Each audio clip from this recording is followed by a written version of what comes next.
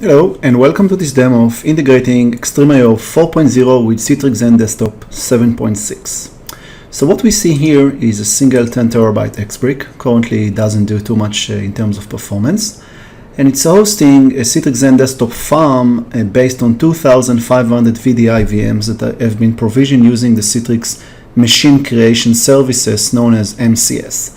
Now, MCS in itself is very similar to the VMware link clone technology, hence the reason why it doesn't consume too much capacity to start with, but we can still see some decent deduplication and compression in the system, even though we are consuming a very small capacity.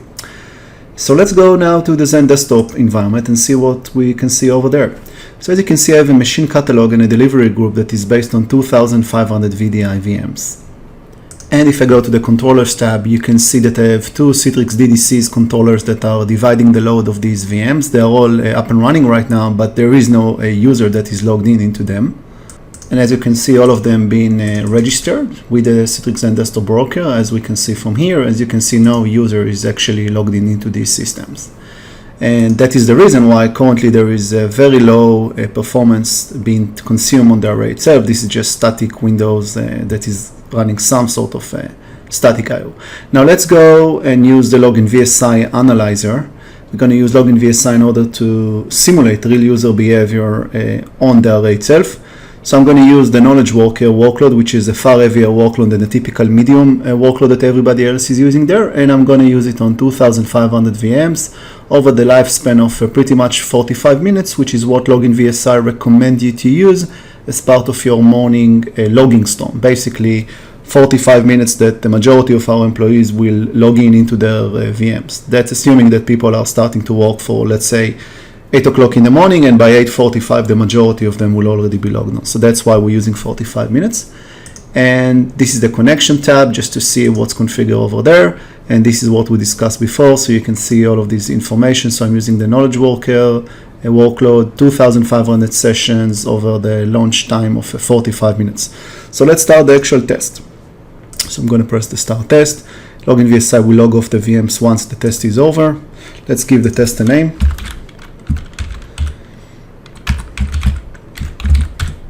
I'm using XtremIO 4.0, the latest release that we just released to the market.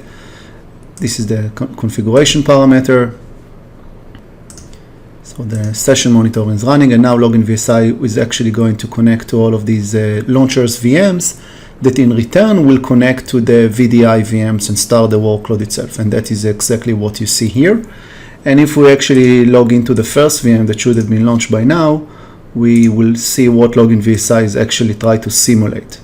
The good thing about LoginVSI is that indeed it's really trying to simulate real user behavior. So for example, it will open Microsoft Word and compose a document. It will open Microsoft Outlook and send emails. It will try to manipulate numbers with Microsoft Excel, read PDF files, zip notepad file into zip file, and try to print them to a PDF.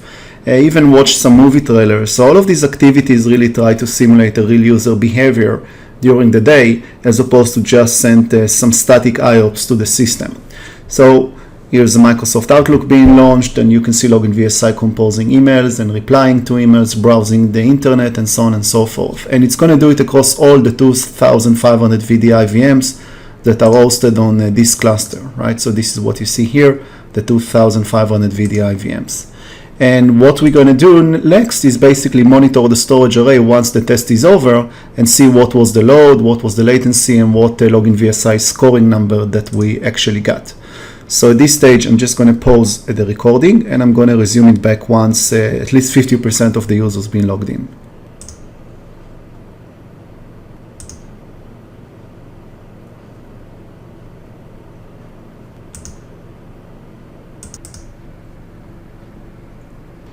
You can see even LoginVSI is reading PDFs, even composing PowerPoint presentations as well. We are roughly more than a fifth of the VMs that have already been logged in. We can see the load on the storage is also getting higher and higher and higher.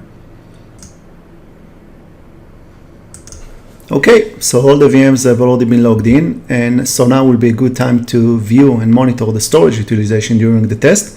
At this phase, LoginVSI will also start logging off the users in about 2 minutes, and then we can also take a look at the indexing score. So before we do it, we can actually zoom in during the time that the test took over. We can see the steady spike of performance during the test itself. We can also zoom into things like latency that we can see inside of the array itself, and we can see that the latency was very, very low during the entire test.